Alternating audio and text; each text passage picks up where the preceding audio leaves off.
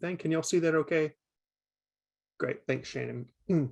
So we wanted to kind of go through, talk about the center's purpose. As you guys know, are 5 primary areas: transition to value and population health, collaboration and partnership, performance improvement, health information technology, and workforce. And so also to emphasize our diversity, equity, and inclusion and anti-racism statement. You can read it there on our screen, or you can read more about it at ruralcenter.org/DEI. And at this time, we are going to go through our different participants, our different partner updates real quick, starting with Megan. Were we able to launch the polling, Patricia? If we did not, then let's get that going now, as Megan can jump on and start sharing what she needs to share. Great. Thanks, Matt. For the Flex monitoring team, just a couple of quick updates. We've recently released 3 new products. The first are our CA financial indicators reports. There's a national and state reports for those. We also have national and state reports on community impact and benefit activities in CAUS. All of those are available on our website. And we recently released a policy brief on supporting CAUS staff during COVID-19. And this fall, we will be updating our annual MB-QIP reports, probably in late September or October. And also in the next month, you can expect to see, month to 6 weeks, you can expect to see the next round of quarterly MB-QIP reports coming out.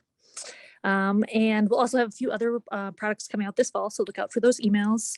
And finally, the Flex monitoring team just started a new project year, and so we're just starting on some new projects. And as a little teaser, some of those topics include outcome measures in population health and EMS, financial impact of COVID-19 on CAUS, advanced electronic health record use in CAUS, emergency preparedness planning, and of course the final evaluation of the QI project in collaboration with the TASC and Arkita teams. So those are all of my updates. I don't know if we have any questions from anyone. Any questions, comments, concerns, dedications, or complaints? No complaints, but dedications we'll accept. Thanks. All right, thanks, Megan. And we will turn it over to the federal office with Carrie and Talia. Hi, everyone. This is Carrie. I just want to give you one quick update. I wanted to let everyone know that on August 1st, CMS published their final rule for the Medicare inpatient prospective payment system for fiscal year 2023. So in general, the final rule will be effective on October 1st of 2022. For fiscal year 2023, the hospital payment rate will increase by 4.3% for hospitals paid under the IPPS, but there are also some policies that are going to be relevant to CAUS as well, and I just want to run through them. The first is related to graduate medical education, or GME policies, and CMS is going ahead to finalize policies to increase flexibility for rural hospitals that participate in residency training through rural track programs. So essentially, they finalize policies that allow an urban and rural hospital participating in the same rural track program to enter into a GME affiliation agreement effective for the academic year beginning on July 1st of 2023. They also have some proposals related to health equity. One I want to mention is the establishment of a birthing friendly hospital designation. So this would be for hospitals reporting to Care Compare and participating in the hospital IQR program. And as finalized, CMS will award this designation to hospitals that are reporting yes to both questions in the maternal morbidity structural measure, basically reporting that the hospital participated in a national or statewide quality collaborative and implemented all recommended interventions. There are also some revisions to the conditions of participations for hospitals in CAUS related to data reporting for COVID-19 and seasonal influenza. So they're revising the COP requirements so that after the conclusion of the current COVID-19 public health emergency, hospitals in CAUS would continue reporting on a reduced number of COVID-19 data elements, and these revisions to the conditions of participations will apply after the COVID-19 pandemic ends through April 30th of 2024. And when I say pandemic ends, I mean the official public health emergency declaration. And lastly, there were some changes to the Medicare Promoting Interoperability Program. The one thing I want to mention is that CMS will be adding a new measure under the Health Information Exchange objective.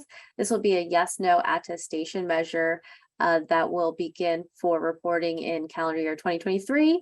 And it will be an attestation whether or not you've enabled exchange under the Trusted Exchange Framework and Common Agreement, or TEFCA.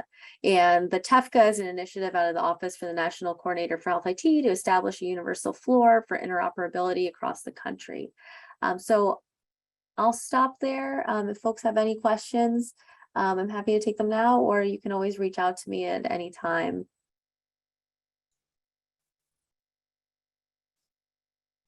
Any questions? And if you think of a question later, reach out to Carrie or put it in the chat box. That'd be great. We can make sure that gets to the right people at the right time. And Talia, you are up. Were you sharing anything? Hi, yep, this is Talia Chappell with FORHP. So we don't have too many updates for you on the Flex side, but we are excited to kick off year 4 in September. All of the Flex POs, including myself, are scheduling calls to go over the NOAs, the notices of award. So if you haven't heard from your PO yet, you will shortly. We know there's still a lot of questions regarding REHs. So please don't hesitate to reach out to your project officer so they can try to help direct you. One last note is that TASC will be sending out an invite for the Flex wrap-up webinar that will be on September 13th. Actually, I think it went out this afternoon. And we'll be going over PIMS reports, end-of-year reports, and carryover information. So be on the lookout for that. Check your inboxes. And finally, we want to just say good luck to everybody as you're finishing your QILs this month. We're really looking forward to seeing your results and how things have gone for you. So that's all I have for now. So back to you, Matt. Thank you, Talia. Again, if you have any questions, let us know. I will hand it over to Sarah with Orkita. Thank you. Good afternoon, everyone, or most of you. I think it's afternoon. I have a few updates for you. So one is that on August 9th, you should have received an email from me on behalf of the Arkita team requesting your feedback via our annual assessment.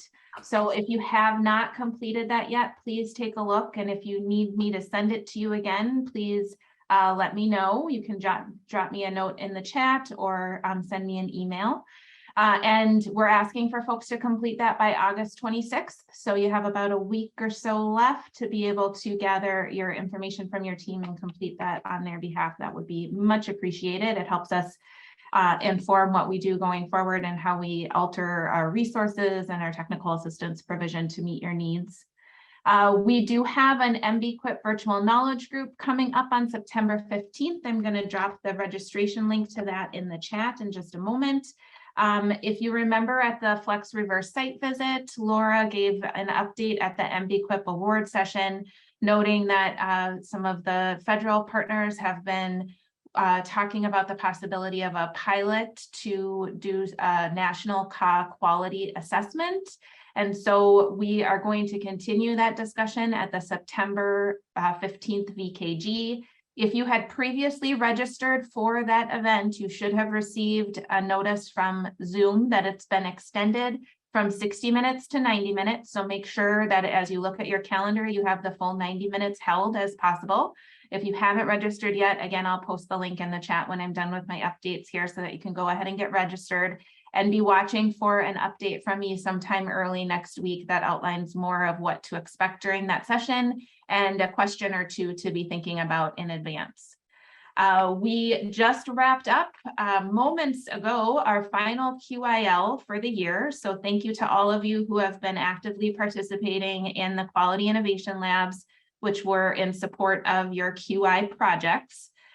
We did announce during this last round of QILs in August that we are going to be hosting some office hours in the fall in collaboration with all of the federal partners. So there will be representatives from FORHP, the Flex monitoring team, TASC, and Arkita on the office hours calls that will be hosted, and they are just that, office hours calls. We are not planning any didactic presentations. Matt may sing a song and Caleb might do a dance, but other than that, we don't have any entertainment prepared for you. It is come with your questions. The sessions, and I'll put information about those in the chat when I'm done presenting, as talking here as well. Will be a round of them offered, one at the end of September, one in early October, and then another round offered in early December. 2 sessions will be offered at that time. So they're really meant to be an opportunity for you to come with questions that you're running into as you're wrapping up your QI projects, as you're completing your deliverables, as you're putting your posters together, and so on and so forth. So get those dates held on your calendar, and we hope to see you there. And then finally, during the QILs over this past month, we also shared with you that we are offering to serve as kind of a matchmaking service. If you are interested in having your poster reviewed by one of your state flex program peers, and to review other state posters for them as well. So we're going to be creating a sign up for that. If you're interested, you can reply to that and provide your information, and then we'll be serving in that matchmaking role, so that if you're interested in having someone else take a look at your poster and provide you feedback on it, you'll have the opportunity to do that before you submit it at the end of the calendar year. That's what I have for updates. If anyone has any questions, let me know. Otherwise, be watching for some updates from me in the chat. Awesome. Thank you, Sarah. Again, let us know if you have any questions for Sarah. Our Kita team, that was good information. Glad to get those poster things moving and going. And there will be no song and dance from me, but I defer to Caleb's expertise in both of those skills. And so at this time, we will start by, let's see here. I'm doing a quick task ship kind of updates here. As you can see on the screen, albeit a little bit smaller than what was anticipated. We have the State Flex Program Staff Sustainability Guidance Toolkit, which is why you guys are all here. It is live. It is on our website. It should be in the chat at any second now. If you have not gotten a copy, you should have also gotten 2 emails about it. One with regards to this task 90, and then one as a separate email directly from Tracy with the link to it. There is a SHIP NOFO webinar hosted by FORHP on August 30th at 2 p.m. Central.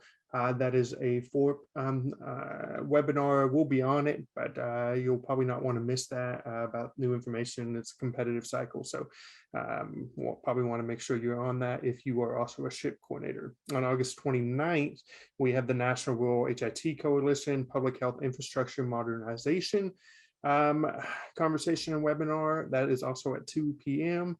Central. And then on August 30th, we have the telehealth webinar, which is an alternative origination sites for rural telehealth. Again, at 2 p.m. Sorry about the open parenthetical. I guess we're just going to continue on with that information there. And so at this time, I'm going to hand it over to Angie, who is going to talk a little bit about RIT. Angie? Thanks, Matt. So yeah, I just wanted to share a little bit about our Rural Healthcare Provider Transition Project. This is a project funded by the Federal Office of Rural Health Policy. We are just getting ready to start our 3rd year of the project. And the purpose of RIPT is it's designed to help strengthen organizational foundation and the key elements of value-based care, including but not limited to efficiency, quality, patient experience, and also safety of care. And our goal is to guide, prepare, and position small rural hospitals and certified rural health clinics to be effective participants in a health system focused on value. Next slide. So what I wanted to share is that we do have an application that is open year-round, but we will be closing the application acceptance for the 3rd cohort for this program on September 30th of this year. We have simplified the application quite a bit, so it should just take about 10 minutes to complete. Eligible organizations would be the small rural hospitals of 49 beds or less, and then certified rural health clinics. If the organizations that are selected, we will be selecting 6 organizations this year, and they will begin their 1 year of technical assistance beginning in January 2023. They will be working side by side with Stratus Health on quality improvement, and along with Stroudwater and Associates on their financial and operational actions to help prepare them to transition to a system based on value in the event that they decide to do that upon completion of the project. There's is the link not on there, Matt? I think I had a link to the application, but I can put that in the chat box. So if you want to share the application link with small rural hospitals and certified rural health clinics in your prospective states, we would appreciate it. Yeah, no, we definitely will. Thank you, Angie. Sorry about that link being missing. You are awesome. Thanks for being here and sharing that information. Of course, it's valuable information. And if you have any questions, let Angie or the team know or pass them on to us, and we will make sure they get over to them as well. And so with that being said, I think we've gone through our basic updates for everyone. And I would like to take the opportunity to introduce our presenters today, and we will start with Shannon. And Shannon and Terry, whenever you want to, you can share your screen, and I'll just keep talking over you. If you were at the RSV, you heard them speak to this a little bit and kind of tease this, and so it's now available. And our first up, we'll talk about Shannon. I'll introduce Shannon is the principal consultant at Shannon Studden Consulting, a firm specializing in leadership and work team development. Before starting her own firm, Shannon provided support to the rural health leaders as part of the team right here at the National Rural Health Resource Center. In previous roles, Shannon managed the talent management and leadership development function for a global mining company and served on the faculty at the University of Minnesota, Duluth. And then, of course, Terry, the infamous, renowned Terry Hill, everywhere, all places at one time. I don't know how he does it, but he does it. He is the Executive Director of Rural Health Innovations and Senior Advisor for Rural Health Leadership and Policy for the National Rural Health Resource Center. 30 years of experience, Terry, in rural health, working with rural health leaders in 47 states, not 50, that's important. He's missing 3, but he's gonna get them. He facilitated 7 national summit meetings, wrote dozens of published articles, led 11 national demonstration projects in rural health, and helped develop 3 national healthcare delivery models: critical access hospitals, frontier extended stay clinics, and the frontier community health integration models. Terry, I'm not going to continue to read on your entire biography of 17,000 paragraphs, but if you ever want to get to know more about Terry, he is a fascinating mind. Shannon is a fascinating person on leadership and workforce, and they have gotten together to put this sustainability guide and have tons of information to share with you, and we hope it's helpful. And with that, I will pass it over to both of you to take it from here. Wow, that is quite a set of introductions, and thanks for introducing me before Terry, because there's no way I could follow that. So thanks everybody for having us. We are really excited to talk with you today about the staff sustainability guide that we've been working on in conjunction with the TASC team at the center. And so kind of as may have come out in our introductions, I'm here kind of representing the leadership and workforce experience side of things. That's where I've spent my career. And Terry, as you know, brings decades of flex experience. And so he's here to provide the context and really take the pieces that I'll talk about related to what we know about engagement and retention and staff sustainability, and bring that down to, okay, what does that actually look like for flex programs? So that's kind of how we're divvying up our work here today. And I will start by turning things right over to Terry just to talk about, why this guide and what it's all about.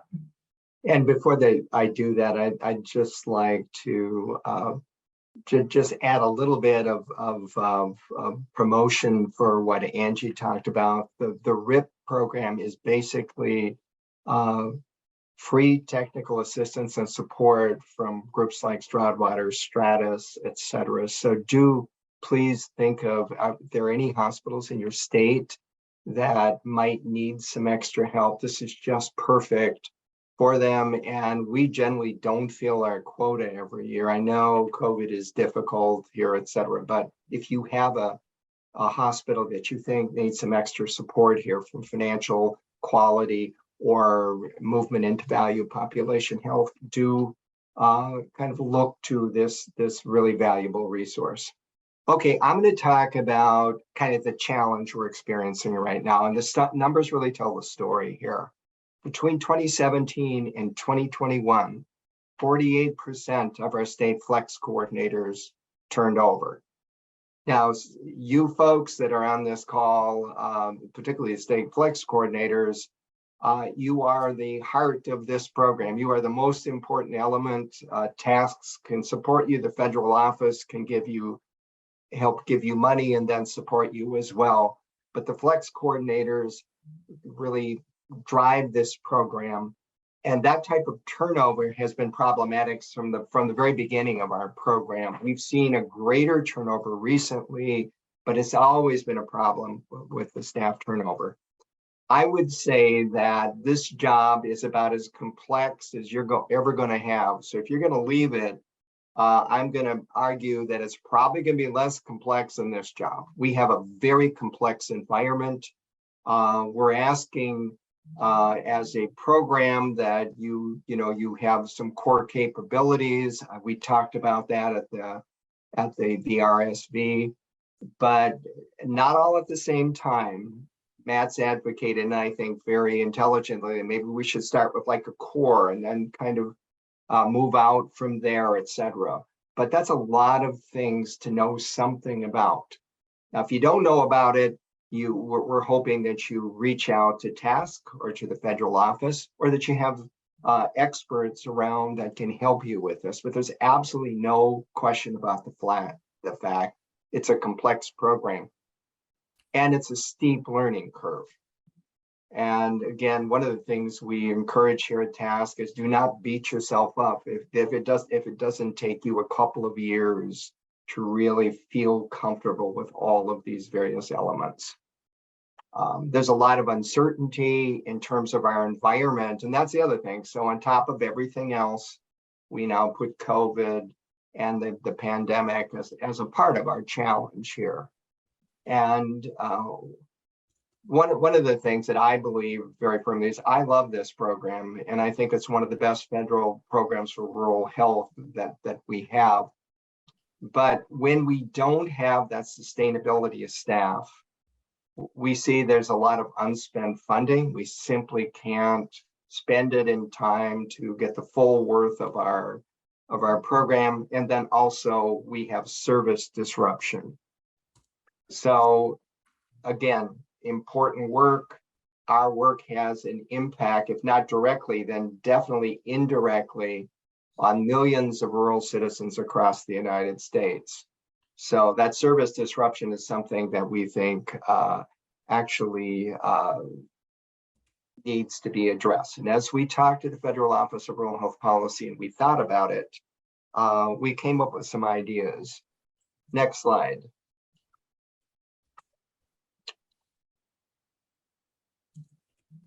And so what we did, instead of thinking, okay, well, we could do a better job, let's say, of succession planning, we looked at the various elements that would produce greater sustainability.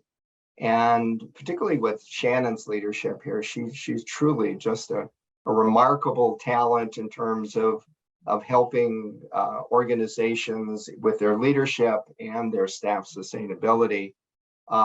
We looked at that guide to support the Flex program staff in recruitment, onboarding, development, engagement, retention, and succession planning. Now, we know if you're a Flex coordinator, you don't have a whole lot to say about recruitment. But this guide is for the Flex program, and it's for the state office directors. It's for the folks that might be hiring in that regard. And it also is something that we think is a prescription not just for the flex programs, which you're going to see here. It's a great prescription for rural hospitals. It's a prescription for any organization in that regard. In other words, if we want our staff, whatever business we're in, to stay and to do a great job, then we're going to have to do a variety of different things that we believe are almost cyclical in that regard. And we're going to lay out, kind of what we're thinking about here as we're moving forward. Next slide. So these are the basic elements. I think we rolled those out before, but the recruiting process, really begins with all of these in mind, we'll argue. I can tell you that our center has done a ton of recruiting. We were the designated recruiting agency for the state of Minnesota. We work recruiting physicians, nurses, mid-level providers, just even pharmacists in that regard. And we took that very holistic approach. The retention really starts the day while we're actually doing the recruiting itself. So the elements that we're going to talk about, and then Shannon's going to go over them. And then my job will be kind of how do we make this specific to our flex program, and what's relevant here. We hope all of it's relevant, but we want to really kind of drill down into more flex specifics. Then we're going to have some folks that work in the flex programs in the state offices also here to help talk about their experiences. So it's recruiting. Onboarding becomes almost the day the person is hired. There's learning and development. So that's how do we train folks? How do we make them feel comfortable with the uncertainty of the environment and the complexity of our problem in our task? Engagement and retention, specific things that we can do here, and very importantly, on succession planning. In other words, if we can do a better job of succession planning when somebody leaves, when you may leave, for example, there will be a clear path for whoever succeeds you. Ideally, maybe that person comes on before you leave, and that kind of completes the cycle back again to recruitment. Shannon, I'm going to turn things over to you now. Thanks, Terry. Yeah, I think what you said, Terry, about the holistic nature of it is really crucial. I mean, if you're just wanting to make a little difference in your state flex program, you could almost start anywhere on this cycle because they all sort of flow into each other. And so as we kind of go through this, you'll see that there aren't very, very clear distinctions between the 5 different elements of the cycle. They really do interconnect with each other. So there might be something that we talk about in one section, you think, well, that also would apply here and here and here. Bingo, that's very similar to the conversations Terry and I had as we were putting this guide together. So just a little bit about the guide itself, and then we'll talk a little bit more about the model. So as we develop this guide, our primary goal was to make it as easy to use and relevant and meaningful and practical as it could possibly be. We wanted it to be really concise so that anyone who was using it wouldn't have to wade through a whole lot of information to find, the one little nugget they were looking for. So we have it organized with the structure of the model that Terry just talked about. And each of those sections has some key takeaways. So almost like if you're as old as me, the Cliff Notes version. If you're younger, you might think of it as the Spark Notes version. So kind of the key pieces from each of those sections, as well as some examples from state flex programs. So here's the philosophy, here are some of the best practices, and here's some specifics about what it can look like in a flex program. We also included some tools and resources so that the flex programs could put their recommendations into practice. These are really easy to get to in the guide. And like Terry said, a lot of the information in the guide is targeted to those who hire and develop and do a lot of planning around the flex coordinator position. But it really doesn't mean that if you're a flex coordinator, this isn't relevant to you, because we know that your input is key to ensuring not only your own engagement and your experience, the experience that you're having in your job, but also sort of creating the culture within your department, within your program around all the things that we're talking about today. So we'll kind of go through the different elements of the sustainability cycle. We're going to start with recruiting, like Terry said. It doesn't mean that that is the starting point of the cycle because it all flows together. So we've defined recruiting as identifying and soliciting individuals, either from within or outside an organization. And I think that within piece is something that sometimes surprises people. To fill job vacancies or to staff for growth. So to fill a vacancy or to add positions as a program grows. And here are some of the best practices related to recruiting. So the very first ones, this is before, as you're thinking about posting a position, maybe putting an ad together way before you hire someone, to start right off the bat with retention in mind. What's it going to take for us to engage in recruiting practices in ways that optimize our odds of having people stay for a long time? And to consider the candidate's perspective at every step in the process. This is something that is slowly evolving in the HR world. 10, 20 years ago, it was very employer heavy. This is what we need. This is what we want from you. And you're going to have to go with our timeline. That is changing in this current environment, that it's very, very applicant centered. And so the more that you can focus on what an applicant is going to be looking for as far as content of posting, interactions with their employer, and timeline is a big one, the better off you'll be in the recruiting process. Another piece is to consider the future vision for the job. So very often when we look to fill a position, we look to see who's in there, who was in that role in the past, and how have they been successful. We know in the ever-evolving world of healthcare, and really every field, but healthcare in particular, it changes so fast that looking back when we're looking to hire somebody in the future is not the best way to go. So we can think about what is happening right now in the environment and what kind of person, what skills, what characteristics, what qualities, what experience do we want them to have in order to meet the future needs. So what's it going to look like 2-3 years from now, and what would a successful candidate look like in that role?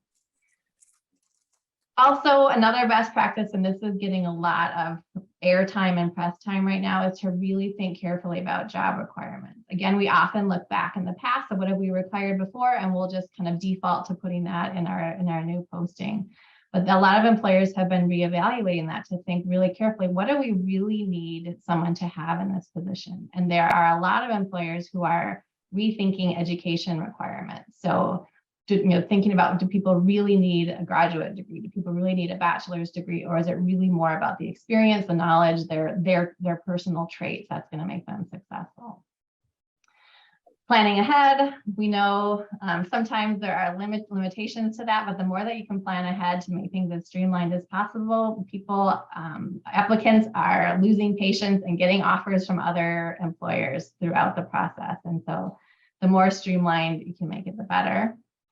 Working to reach both active and passive job seekers. So active is somebody who's really out there looking for postings to see what's out there.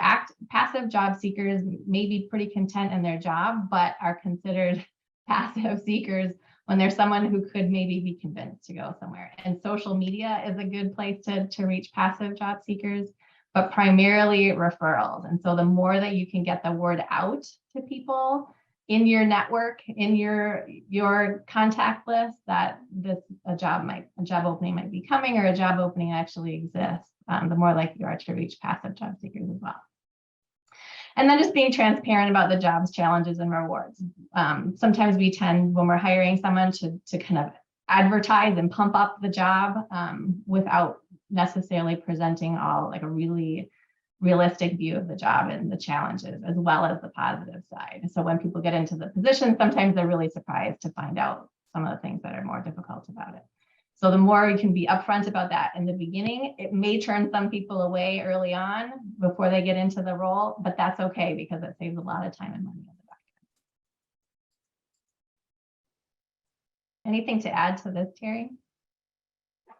No, I think you put it really well here. And we know this is not totally relevant for every one of you. If you work in Department of Health, for example, you may be given somebody, or the Flex program might be given somebody in that regard. But these pieces, these recommendations are still really solid, and we'd hope that if there's a way to, I mean, turnover in a health department or at a university setting or any of our independent not-for-profit organizations is hard for everybody. That means that whoever hired the flex coordinator is going to have to do it again in that regard. So we're hoping this is something that could be very useful in that regard.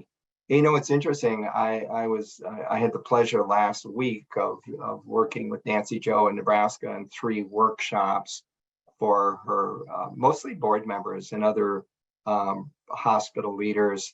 And this issue, this whole issue of workforce and retention and recruitment is now at the top of the list of hospital priorities.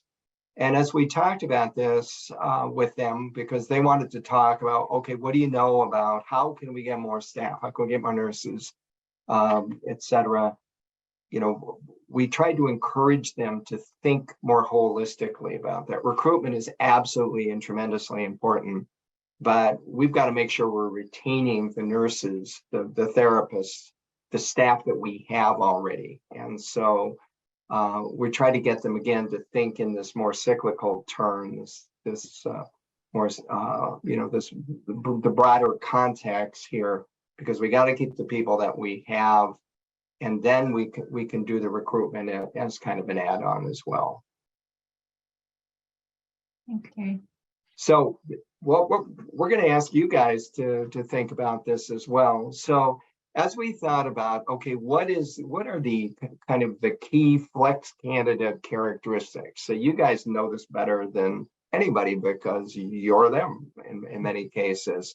So we thought these would be attributes of a good flex coordinator. And after I'm done, I'm going to ask you to go into the chat and add any additional characteristics.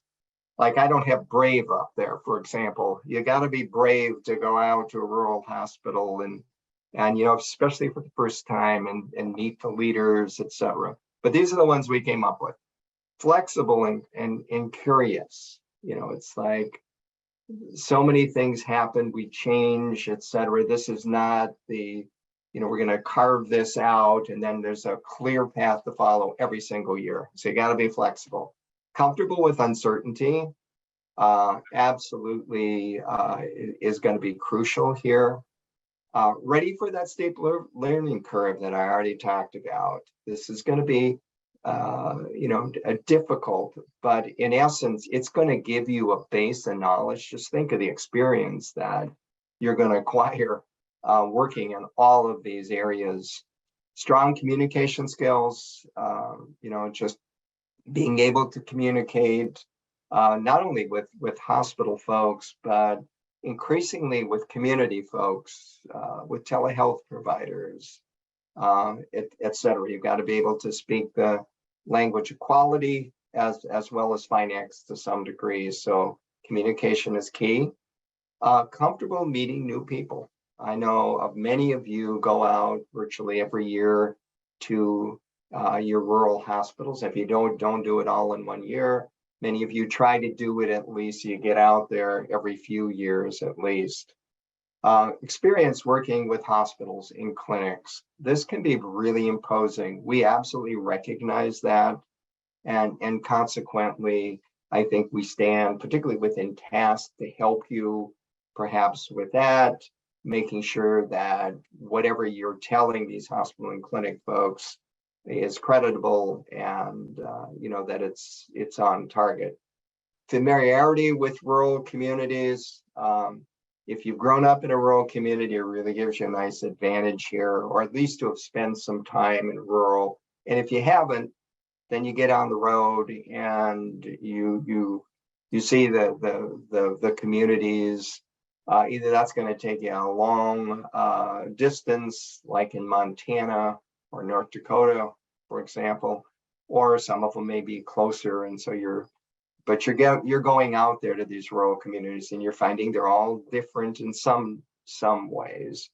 And then understanding the why of flex. This one isn't immediately apparent when you may take this job, but it's a big job and it's a really important one as well. So what I'd invite you to do is, if you have, what else would you add to this list? It won't go into the guide because the guide has already been published, but I'm just wondering, what did we leave out here? You guys are the experts. So if you will, go into chat and see if you can add any characteristics that are here. Adaptable and inclusive. Yeah, I love that inclusive one. Absolutely, because inclusion is now just incredibly important. Understanding of equity. Shannon, you want to help me out here? Yeah, we've got a lot of good ones. We were so curious to see what you all would say, so it's nice to see them coming in. So Sarah said resourceful, creative problem solver. JC says being a strategic thinker, that's a big one. Jennifer Edwards, I think hiring someone with a strong customer service and responsiveness perspective. Good with follow through. Jill said she loves the job. So. Yeah, never dull seems like the theme for a flex coordinator. And Lisa Davis says, it's a passion for rural health. Those of us that have been here for a few years, as Matt described it for me, is that I just have always had a passion for rural health. And that's such a good comment. Ability to brainstorm. Dorothy says good with follow through. So this is a lot of characteristics. This is not just everybody who can be successful in this role. This is a great list. And Jill says it's just really rewarding to help the cause. I remember going out to the Hopi Indian reservation, the clinic with Jill, and just it was just so cool being in that environment with that tribe, as they had a significant improvement in opioid reduction. It was really memorable. Lisa, I'm feeling like we should have talked to you as we were putting this guide together. It sounds like you've got some really good things we could include. Maybe we can have an addendum next year. Yeah. Well, we'll keep track of them. In version 2, we'll, which it won't be this year, but I really appreciate that. This is great.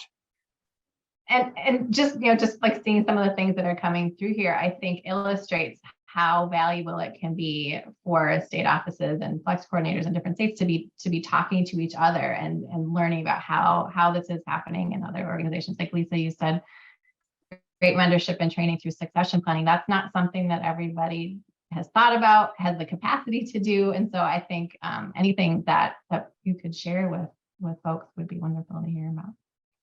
We also had thinking out of the box. I like that one. It's just, you're probably never going to have the ability to think out of the box more than with this job. To apply their knowledge and creativity and grow. I know it's hard in this, but if you think about the skills you're inquiring here, think about putting that on your resume next time. You've worked in this, you've worked in this and this and this. So just another attribute here. Do something that matters. Yeah. Lisa's one of those people that have been around a while and have that passion. That passion is so important. Okay, we're going to move on to onboarding. Oh, Eva just said collaboration. That is a huge one in rural health in general. It's just so important to be collaborating with all the great organizations and people out there. So moving into onboarding, now we're kind of working our way around the cycle. You all probably are familiar with the concept of onboarding. We just define it as the process of bringing a new employee into an organization. And a lot of professional organizations and HR folks really divide onboarding into 3 different phases. So pre-boarding, before they ever set foot in the office, virtual or live. Orientation, which is really about just getting settled in, getting familiar with the job, with the people that you work with, the people that you support, and then integration, which comes a little bit later as after those initial learnings, just really kind of getting integrated into the culture, understanding how things work, really expanding the network of people that are in your network. Some of the best practices related to onboarding are up here. So, and these can be some pretty little things. So before the first day, just connecting with the employee to welcome them. Some employers send a little gift basket. So maybe a mug with a logo on it, or just some tangible gift, and then making sure that people know what to expect during the first couple of days. Having that, you know, if we've all started new jobs and there's a lot of uncertainty, just having a couple of things that you know are going to happen can be really helpful. Appointing an onboarding buddy. So it's great to have a manager who's really supportive when you're starting a new job, but to have a peer or somebody else who can kind of help you navigate the unwritten rules and that can be a little bit easier to go ask questions to, that can really go a long way.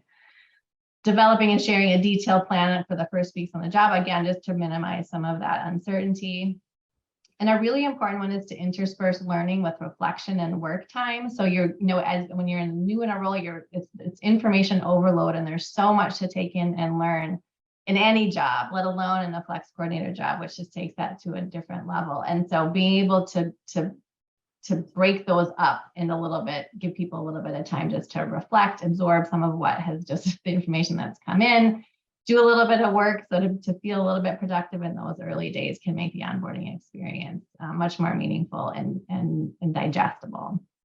And checking in frequently. It's just so important, especially if you've got people working remotely, to check in at least on a daily basis for the first week or two or three, just to see how things are going, answer questions, and help kind of guide the activities and all of the experiences that happen in those first couple of weeks.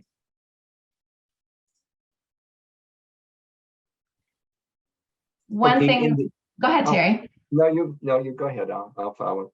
Well, I was just going to do a handoff to you, so that okay. That perfect. In the early years of the Flex program, basically people were being hired, programs were being developed, etc. TASC was kind of, trying to find what is its role in helping the state Flex programs.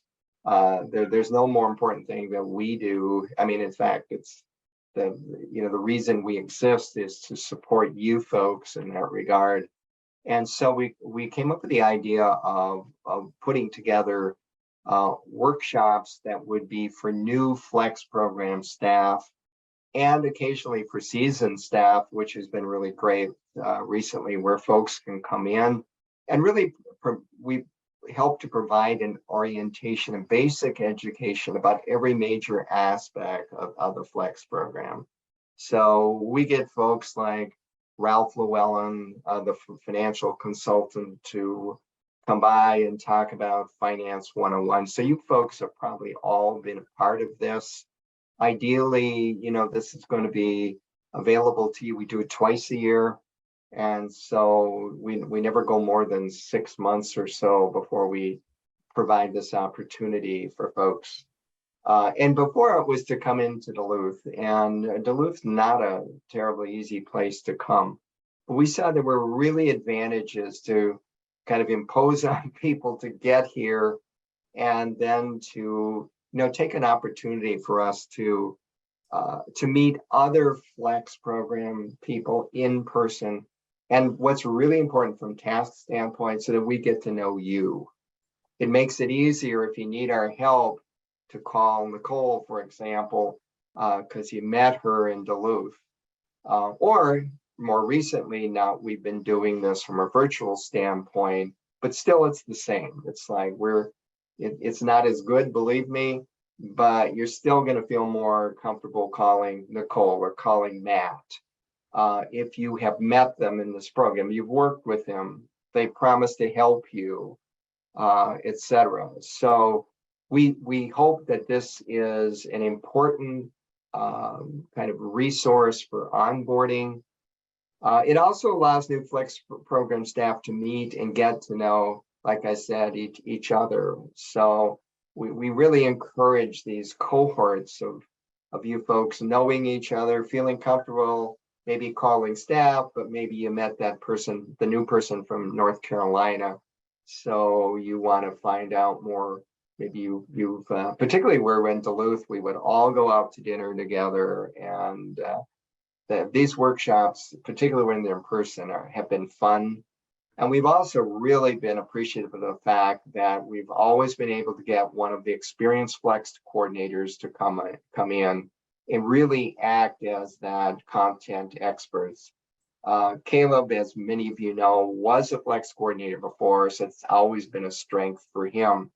But in essence, we also every time not only evaluate our workshop program, but then try to make it better. There's always something. We get somebody new like Matt coming in and Caroline, and they've got new ideas about how to do things, etc. So again, this is generally always a work in progress.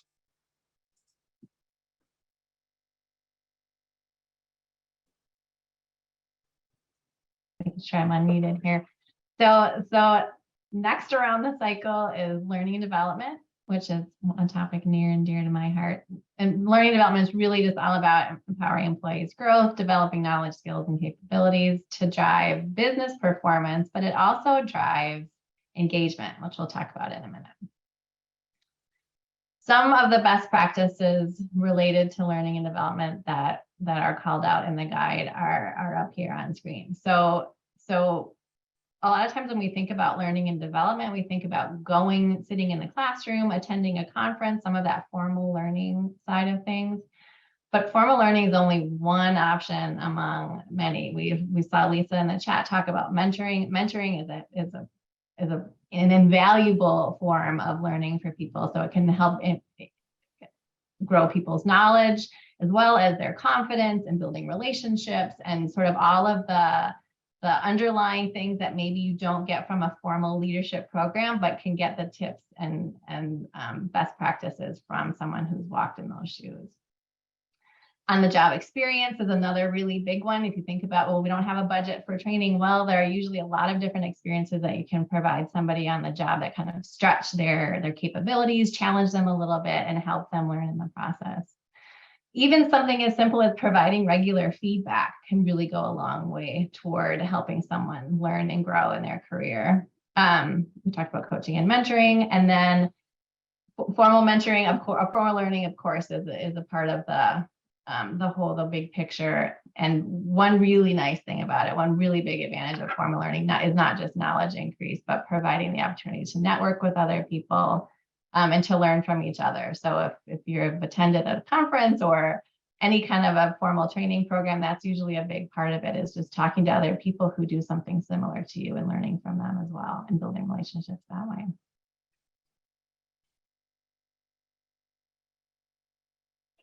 So in this context, we're thinking the more cohort learning, in other words, providing opportunities for you folks to learn from each other.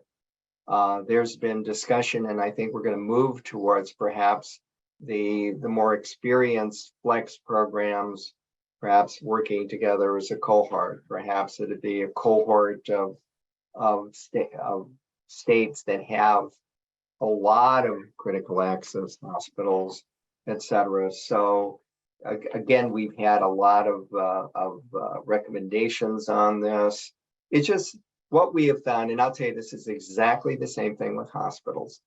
Folks always learn better from their peers. You know, TASC, it probably has never done as good a job of teaching anything as somebody that you know and has the same job as you do in that regard. Now, what we always try to do, and I think you see this a lot in the webinars and things that we're putting on, is to make sure that we have somebody. Like in this TASC 90, Shannon and I could talk, but if we don't have somebody from a flex program or a state office, then we've to some degree missed our opportunity to maximize the educational content. So we know, we talk to hospital administrators a lot, and I know you folks do as well, but they tell us that they like the development of, maybe it's CFOs, or some of you bring your nurses together to talk through cohorts, etc. So in this particular case, you know, we want the staff to learn from each other, share their experiences, their challenges and lessons learned. And some of this we can help arrange ourselves.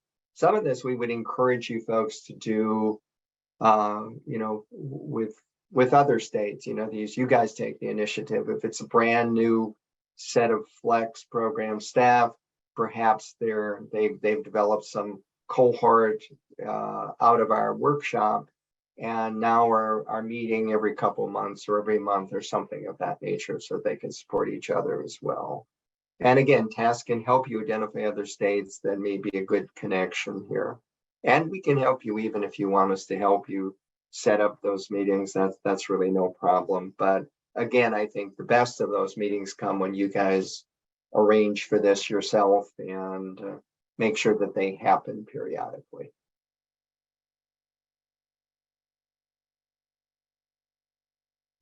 Moving on around the cycle, engagement and retention, another topic near and dear to my heart. So the definitions that we operate with at the center are here up on screen. So we define engagement as the extent to which employees are passionate about their jobs and committed to the organization, and retention as the extent to which employees choose to stay with the organization rather than seeking employment elsewhere. And retention is usually measured on an annual basis. So what percentage of your employees have left? What percentage of your positions have had turnover?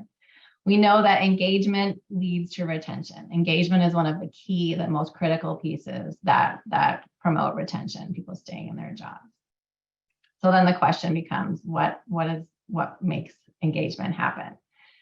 This is a model up here on screen that is supported by a lot of research. It was put forth by William Macy and his partner, I will say Dr. Schneider. His first name is escaping me right now, but so it's framed like this. So starting at the bottom of this diagram. So satisfaction with salary and benefits is absolutely crucial for retention. It does not in and of itself promote engagement, but it's sort of the price of entry. So making sure that salary and benefits are competitive is important. Then moving up to the next level, we know that when people have what's called capacity to engage, so they feel they have the resources that they need to engage in their job. Resources can be finance, equipment, social support. There's a lot of different ways that resources can be defined, but really feel like you've got what you need to do your job well and to engage in your work. Then there's motivation to engage, which is all about finding your job meaningful. Do I have a passion for my job? Do I feel that what I'm doing is worthwhile? Is it something that connects with my own values personally? Freedom to engage is about feeling safe to engage in my job. So can I speak up? Can I ask questions? Are my suggestions at least listened to and welcomed? We know that everything I suggest will not be put into practice, but is that safe? Does it feel like it's worthwhile for me to speak up and to ask questions and suggest things? And strategic engagement. So all of this stuff can happen, but if it's not all in line with the mission, the purpose, the goals of the program or the organization, it's going to be for naught. So I can be really passionate about, quilting, but is that really part of what the center's mission is? No. So all of it needs to kind of work together toward in the direction that the organization is looking to go. So that's the framework that we use at the center. It's also one that is very much supported by research and plays out in all the work that we do. And if you think about what this could mean in terms of flex programs, we can kind of look at one example from each of these buckets. So of course, ensuring that salary and benefits remain competitive. As far as capacity to engage, it can be as simple as just checking in on a regular basis to make sure that you as flex coordinators have the resources that you need, financially speaking, equipment, social support from your manager, support from your peers, the motivation to engage, finding work meaningful. So when a supervisor can really help someone tap into their own values through the work that they do. We talked earlier about just making sure people really understood the mission and the purpose of the Flex program and helping them tap into how what's important to them can feed into the Flex program mission and vice versa. The one on the top right, creating a culture of transparency around related to freedom to engage. So my suggestions welcome is that part of just how we work together, that we have mutual conversations, we collaborate on decision making and planning. And then the strategic piece is really driven often by by the person's direct manager. So anytime you have a conversation, to be connecting the daily work with the long-term goal. We all have had the experience of getting just overwhelmed with the day-to-day details and all the things we're responsible for. And it can be really helpful to kind of broaden our view for a minute and think about what are we really trying to do here. It can help us not only tap into what's important to us, but help us kind of prioritize and make decisions and prioritize work that are lined up with the long-term goals of the program. Terry, what would you add here? Well, a few years ago, the center and I had an opportunity to work with a Studer organization, and I really am an advocate of Studer in that regard. I got to know Quinn Studer, and on this topic, he said, few things matter more than connecting with employees, but we're often caught up in the day-to-day work. And when we make a sincere effort to find out how they're doing and what, when we engage with them, basically, they're likely to stay with us for the long term. A whole lot of Studer's work is about creating the sustainability of staff. It's about achieving excellence. It's about hardwiring excellence in particular.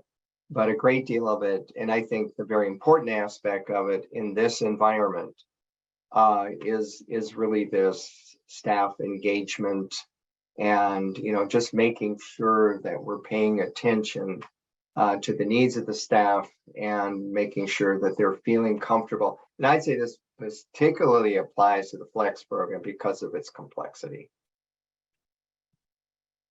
Okay. Our last stop on the cycle is succession planning, which is a process for ensuring continuity in critical roles, which includes identifying future staffing needs and taking action to make sure those needs are met. I think the important word in this definition is critical role. So I have coordinated and supported succession planning in a lot of different organizations and a lot of different industries. And those critical roles are the pieces. So succession planning is rarely done for every position in an organization. It's usually senior leaders and then those critical roles in an organization where continuity is particularly important. And flex coordinators would absolutely meet the criteria for a critical role, thinking about it that way.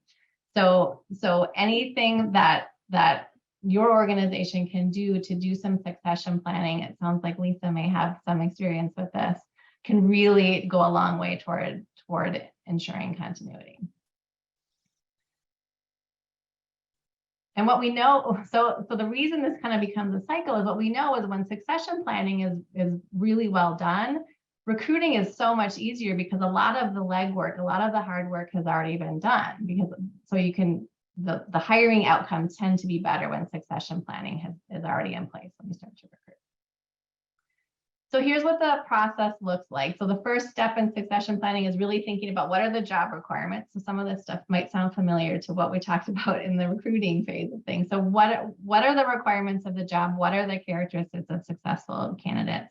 And then thinking through a talent pipeline. So this may sound a little bit far-fetched for some of you and some of your organizations, but just the concept of it, I think, can be helpful to think through. So are there people within your organization or outside your organization who are good candidates for filling the role of a flex coordinator, whether it's on just an interim basis as a kind of a fill-in role while a permanent position, a permanent applicant is found, or on a more permanent basis? So who are those people inside and outside the organization? And don't forget about those internal staff who might be able to step in the role on a temporary basis. They may be there. The next step is to develop an action plan. So if these are the people that you've got who could potentially fill that role, what might you do to help prepare that to happen? It might involve some cross training if it's somebody internal, just to get people who support different programs to learn more about each other's programs so that they can fill in as needed. Your HR department may have some formal systems for cross training or identifying potential people who could fill a role internally. And then the last step is to just reassess the plan on an annual basis at the minimum, because as we know, things evolve so quickly. So to kind of revisit, are we still looking at the same characteristics that we would look for in a successful candidate? Have the job requirements changed? Who might be in our pipeline now? Again, this may sound a little bit far-fetched, a little bit unrealistic, but there may be some little elements of this, even if you're just thinking about organizations or programs that might be a good source to tap into thinking about succession. Terry, what's your take on this piece? Well, what I can tell you is that I've experienced the succession planning because a number of years ago, our board basically requested that I do succession planning because they knew that I was going to be transitioning my role. And we did succession planning of the CEO role for me to Sally Buck. And you guys all know Sally in that regard. It was a year-long process. I had one of the board members actually as kind of a counselor, as somebody I could talk to. It's not always easy to leave a particular role in that regard, but having that board member available to me was really extremely important. And, I didn't go out kicking and screaming and, flying to my door as I transitioned. And the planning itself and even the year-long process was invaluable. And I'm going to believe that Sally would say pretty much the same thing as she took over that role. So we kind of brought four of my favorite Flex program leaders to talk about their succession planning. If you go to the next slide here, John Barnes and Crystal Barter from the Michigan Center for Rural Health are making a transition here. And I think John was able to get back from the meeting, or Crystal's, I think, is here as well to talk about that. And then it's great to have Lisa here, Lisa Davis, because Jen Edwards is transitioning out of the coordinator role, and we'd kind of like to hear from them as well. So why don't we start, John and Crystal, are you guys available just to tell us a little bit about kind of that transition from a state office director role? Sure, no problem, Terry. Thanks, John. Yeah, sorry I was late. We rural emergency hospital meetings, right? Standing that puppy up.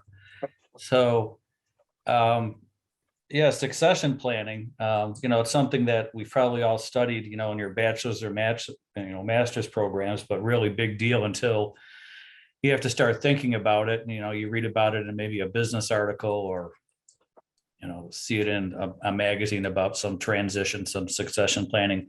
I never really thought much of it. And then Terry, you'll know this guy up at Newberry, Wayne Hellerstedt, about 15 years ago.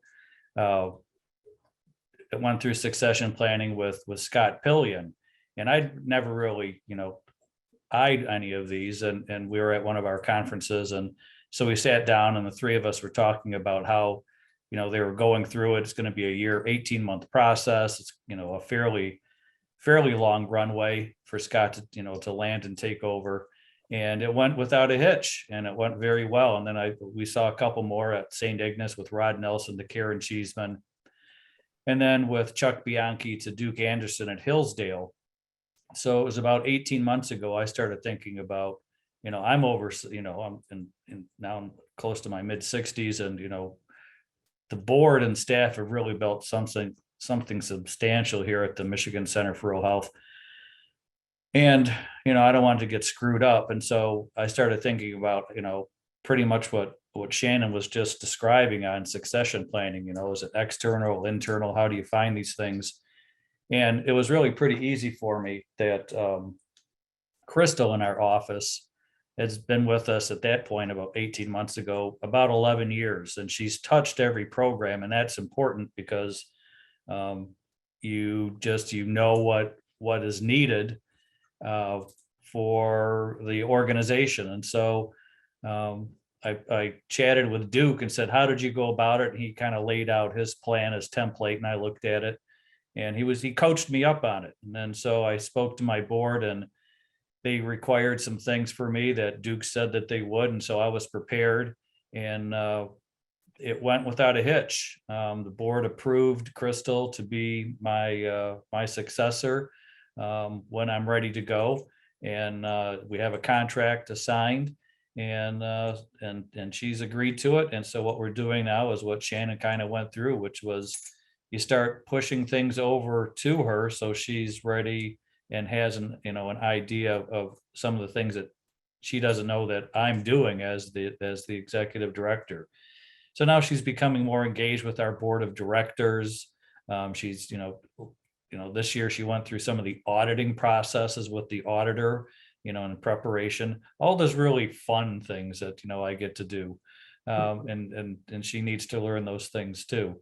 So, and also I still have direct reports, and now she's, part of those direct reports. So she's learning more about what's going on in the workforce section of our portfolio and our vet program and those things. And this has worked out well. As you know, Terry, we've been very fortunate in the last couple months that we've picked up a few more HRSA grants. We're continuing to grow.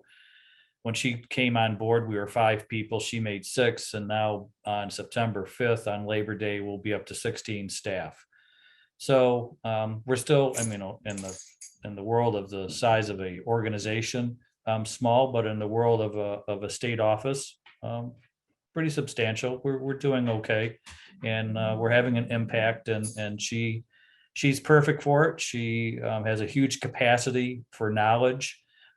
Is a clear thinker, the best damn grant writer I've been around, and she gets it. So that's my story.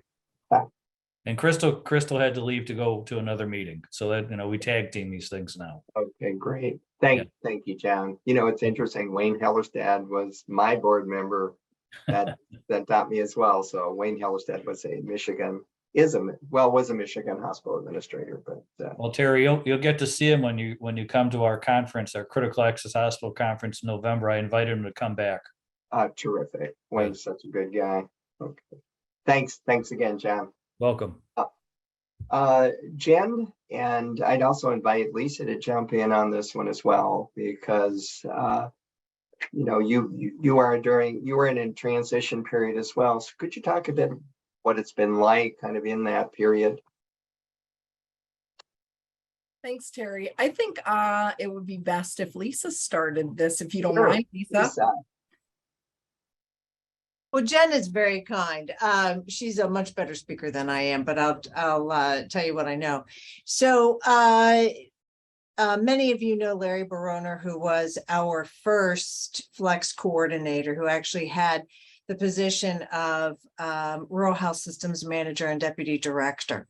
And Larry was here for a long time, 15 years, and we had worked extremely well together. He is the person who launched the Flex program in Pennsylvania and was just a creative thinker and had significant credibility with the hospitals, was always very calm. I used to joke with him sometimes I needed to put a mirror up in front of him to make sure he was breathing, because I never saw him get upset about anything.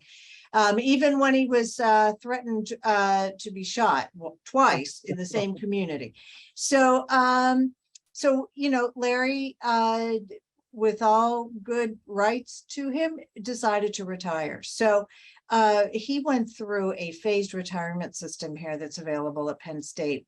And we needed to find the right person to fill the position. And, I'm sure that many of you who do hiring know this feeling. You have a panic in the middle of the night that you will never be able to fill that position. And we certainly started to experience that as we were interviewing, and it became really challenging until Jen came in and interviewed. And from the instant that she came in the door, just from the way that she handled herself to the fact that she was the only interviewee who actually introduced themselves to the staff person sitting at the front desk, which I thought was a great attribute. She was the perfect candidate. So we were really fortunate to be able to hire Jen, and Larry provided significant mentorship to her and education over at least 6 months. And that actually continued after he retired. We still call him and we still see him pretty regularly because he's part of our SOAR family. So Jen was going to stay forever and ever and ever. And what we were going to be looking at a succession plan, much as what John and Crystal did, to have her grow into the position as director, because eventually I'm going to need to retire or be kicked out, one or the other. But she and her husband made a wonderful decision for them to relocate to the Pacific Northwest. That was after about 4 years, and we knew well ahead of time. Jen was great at letting us know. We started to go through the process again, and we were so fortunate. I mean, I pinch myself because we've now done this twice in 4.5 years, been able to bring on Sandy Kyler, who knows rural in and out, as someone who has grown up in rural Pennsylvania and has worked in community-based activities and worked with hospitals and has significant grant writing experience and worked here on campus for many years. So we are now fortunate enough that we can continue to keep Jen on full-time while she's living in beautiful Washington State, to have her work with Sandy every day on how to learn about the Flex program, all the ins and outs, and to connect with the hospitals here in the state. We're also very fortunate that we have a quality improvement coordinator, Lynette Fetzer, who also is able to provide a lot of training and support to Sandy as she's really learning. So that is terrific. And I think that we are unusual in, especially here at Penn State, being able to have this kind of overlap in staff. It's very helpful that we are completely externally funded. Otherwise, the university would not allow us to do this. But we're also quite fortunate that we have such committed individuals who want to continue to work in our office. Yeah. So Jen, now I'll turn it over to you and you can say the real stuff. That was very nice, Lisa. Thank you for the kind words. I was so lucky when I took this position to be able to work with Larry for that amount of time. It was close to a year. And like Lisa said, we still communicate often to Larry.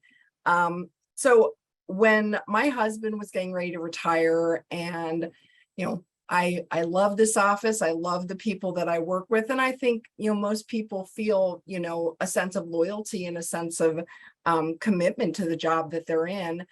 I saw a great opportunity for us to have a very similar situation with bringing in my replacement and me having the time to really work with that person and be part of the interview process to see, you know, because no one knows better than the Flex coordinator what the people that are applying for these positions need to have in order to be successful in this position. And, you know, as Terry said, this is a really tough job. I mean, rural health in itself is hard. You know, there are so many challenges, and Lisa's comments about the passion that you have to have for this job and the ability to really embrace the wins, because some of the, you know, challenges, you know, start to feel a little bit defeating. But I think, you know, we from the very beginning decided that, you know, who was going to be successful in this position. And you know, Lisa has built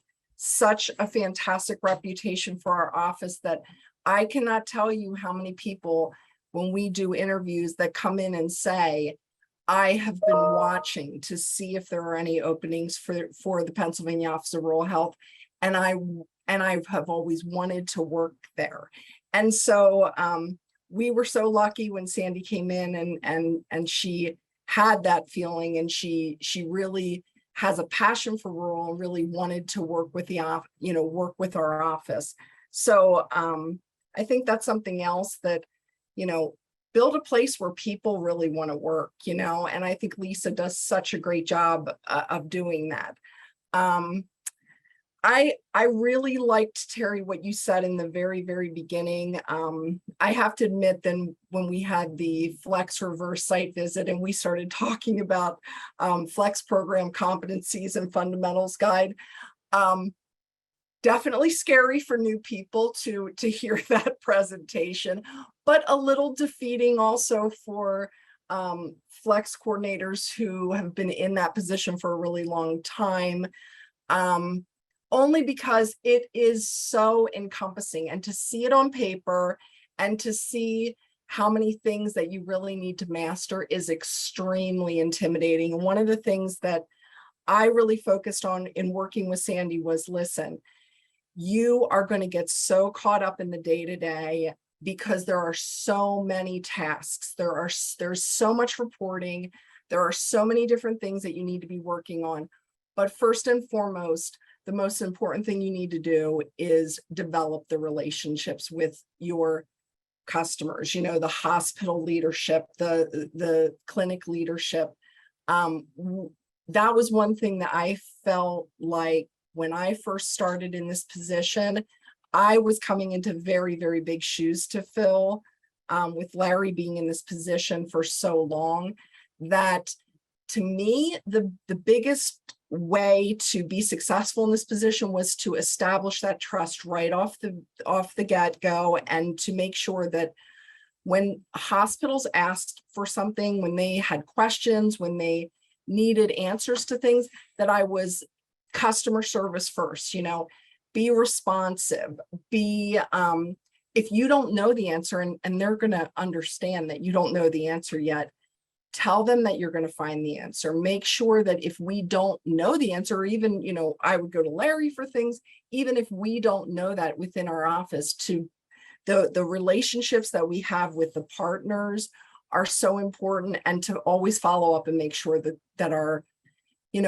key clients are getting the information that they need, because that's so important to keep our relationship and our reputation with the State Office of Rural Health and as the Flex coordinator. So I really, really liked when Terry said, perhaps in that competencies and fundamentals guide, focus in on really those core elements that are really, really important. Because if you start looking at all of the things that you need to be good at this job, you're going to quickly become overwhelmed. And I think just being there to be able to reassure, and when people leave, before they get a chance to do any crossover training, just the folks in the state office director's position, just being able to reassure, your new Flex coordinator that you are not going to be the expert in everything right away. And it is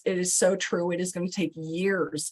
There are still so many things that I don't know. And I tell Sandy that every day. I said, being the most important thing on that list that they put forward, with someone that is comfortable with the unknown, because that is this position. You have to be ready for, have flexibility and be ready for things to change. But I can't emphasize enough that I think for me coming into this position, and Sandy has said too, and maybe she can pop on and make a few comments as well. But I think the ability to just be able to bounce ideas off of somebody, feel like you're not alone in this, and understand that other offices are facing this as well. This is a very complicated job, and it does take a special person to be successful in this job. And I would never have been able to be as successful if I didn't have Lisa as the director. So thank you, Lisa, for all your guidance and all your mentorship. Well, you're so kind. I think, Terry, you can get the sense that we all really like each other. Not only do we work together and respect each other, but we are like a really tight-knit group. And Thank I'm going you. to go Yeah, ahead, thank Terry. you guys so much for that. And I just want to tell you, Matt made that suggestion for maybe focusing on a few of them. So I was kind of quoting him, and so it's his good idea, and we're discussing that in TASC and seeing what we can do with that. Matt, did you want to say something here? Yeah, I was just going to let everyone know we have a few minutes left, so we want you to encourage you to continue this conversation in your workplaces or with us or with Terry or with Shannon. You can email us at task@ruralcenter.org if that is something you're interested in or you want to have a conversation about it. Obviously, this is a hot topic issue, not just within our field, but within multiple other fields. And as mentioned previously, that while the content is geared towards state offices of rural health, these tactics and approaches can be used across fields and cross sectors that you may be up to, specifically with your hospitals, and coaching them and working with them, that it can be applied to those type of situations too. I know that Shannon and Terry and the rest of the people worked really hard to try to make it as universal as possible in their approach.